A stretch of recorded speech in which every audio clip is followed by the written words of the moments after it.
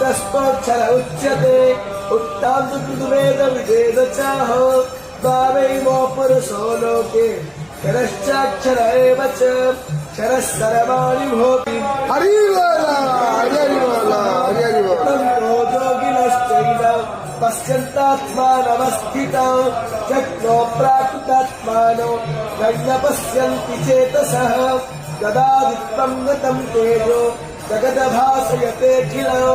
यच्छं रामसि यच्चाग्रो तत्तेजो विद्धिमामगौ कामाविश्वच भूतानि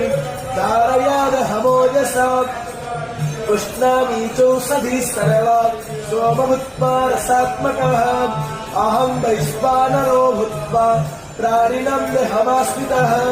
प्राणपानः समायुक्ता पचमन्यं चतुर्विधौ सर्वश्च चाहं हृदि सन्निविष्टो